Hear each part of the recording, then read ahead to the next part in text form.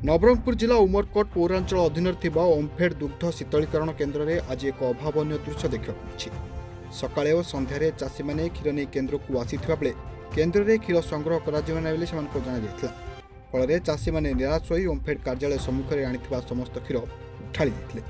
चाषी मान कहवा अनुଯାयी एपरी घटना जो से आर्थिक क्षतिर सम्मुखीन होती। अमित चक्रवर्ती सर मु ओमफेड रे क्षीर आनी ओमफेड कहूँ सर एवं क्षीर रखी जगह ना बोलिकिना आम सर एवं ओमफेड सामने क्षीर ढाली देलु।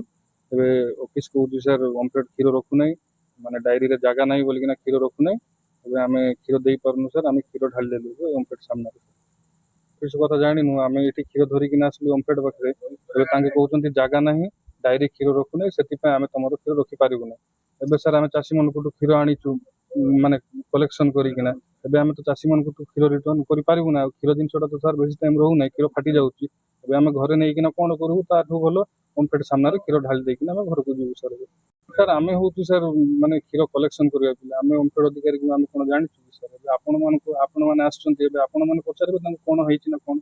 तो मो ना कृष्णचंद्र साहू मुई आपणकर कोरापुट मालकानगिरी रायगड़ा नवरंगपुर आंचलिक दुग्ध संग्रह अधिकारी।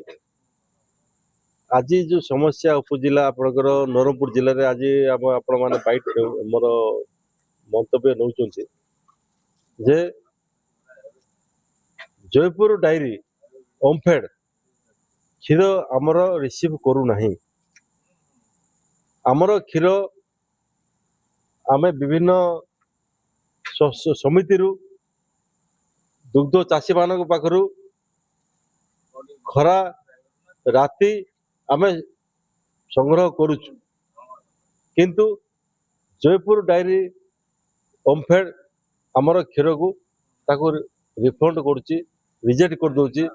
कौन पे रिजेक्ट करुच्ची कौन पे फेरे दौची आमर टैंकर जाऊँगी जे ताकर पाखरे सी होल्डिंग कैपेसिटी नहीं माने ताको रखिया पे ताकर कैपेसिटी नहीं होल्डिंग करे कैपेसिटी नहीं जेहेतु सी कौन कर क्षीर अपमिश्रण होची ई प्रकार होची आपनकर विभिन्न प्रकार अपमिश्रण होची बोली कि हमको क्षीर फेरे दौची जहाद्वारा कौन होची जे आमर वर्तमान डेट रे देखो 50,000 लिटर क्षीर आपनकर 60,000 70,000 लिटर क्षीर आपनकर इठी आमर उमरकोट टोटाल नवरंगपुर जिले में आपनकर स्टोर हो जयपुर डायरी से क्षीर नौ नहीं आपनकर आम क्षीर रखिबू कौट जगह आम क्षीर जो आम रखिबू ना तेणुक आम कौन कलु चाषी को आम कहलु आम क्षीर रखिपारू ना आम आपंकर क्षीर रखिपारू ना तेणु कालू आप क्षीर आप सन्ध्या आज सन्ध्या बेलू काली सकाल आप क्षीर आम रखिपारू ना।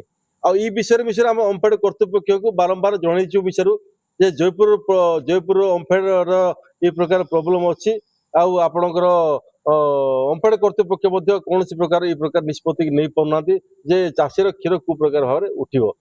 अन्यपटे दुग्ध संग्रह अधिकारी कहवा अनुଯାयी जयपुर स्थित ओमफेड डिपो पक्षर क्षीर उठाण न होबारु ए समस्या देखा दिछि। तेबे घटना फल दुग्ध चाषी दुर्दशा सामना आसिला एवं ए समस्यार तुरंत समाधान पाई दाबी जोरदार धरथिला। जदि समस्यार शीघ्र समाधान न हुए तेबे आगामी दिन में चाषी मानक आंदोलन तीव्र होबार संभावना रही। उमरकोटरू मनोज कुमार नायकों रिपोर्ट रिपोर्टर टुडे।